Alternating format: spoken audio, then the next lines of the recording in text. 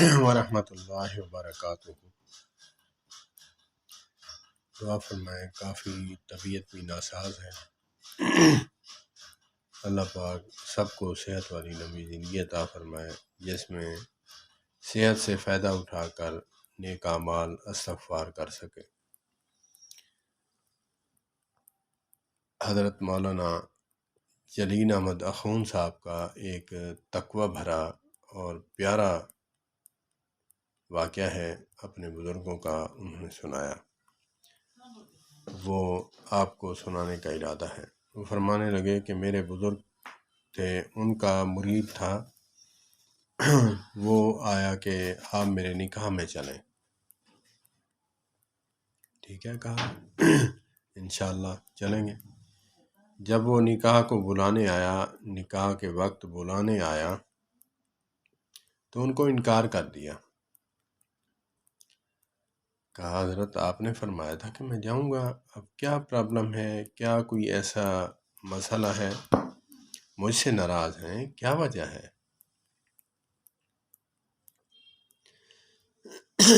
کہا کہ نہیں، وجہ ایک ہے کہ میں اس شخص کے ساتھ نہیں جا سکتا جو بندہ میرے اللہ کی مخلوق کو دھوکہ دینے کے لیے جائے۔ حضرت یہ بات کیسے کہہ رہے ہیں کہ میں دھوکہ دینے جا رہا ہوں، نکاح کرنے جا رہا ہوں؟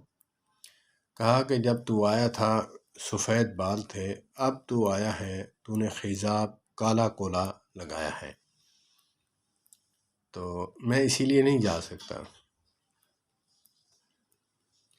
جب تو جائے گا نکاح کروانے تو وہ اپنا اس وقت شناختی کارڈ تھوڑی چیک کریں گے، ٹھیک ہے سارا ڈیٹا شناختی کارڈ سے ہی وہ لیتے ہیں، لیکن وہ گیس نہیں کر سکیں گے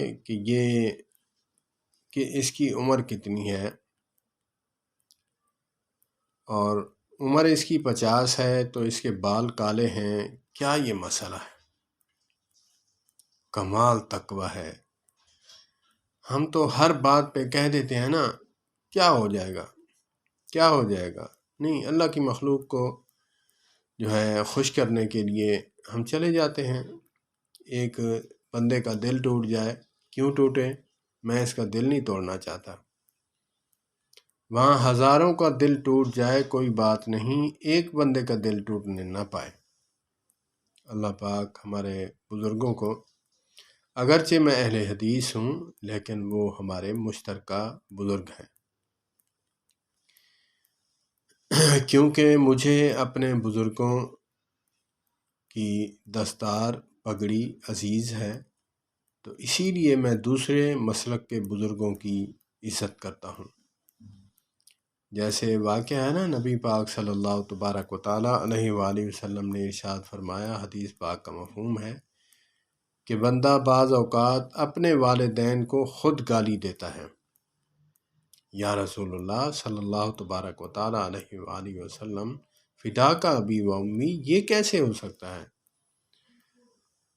آقا فرماتے ہیں کہ جو بندہ کسی کے والدین کو گالی دیتا ہے تو پلٹ کے وہ اس کو دعائیں تھوڑی دے گا، اس کے والدین کو گالی دے گا، تو اس کا ذریعہ وہ خود بنا ہے، تو اسی لیے خود اس نے اپنے والدین کو گالی دی ہے۔ تو میں اس حدیث کے پیش نظر میں سب بزرگوں کی قدر کرتا ہوں، ان کے اختلافات اپنی جگہ، میں ان کی قدر کرتا ہوں۔ اللہ پاک سارے مسلک کے بزرگوں کو آباد و شاد رکھے اور ان کا سایہ ہم پر قائم و دائم فرمائے۔ والسلام علیکم ورحمۃ اللہ وبرکاتہ۔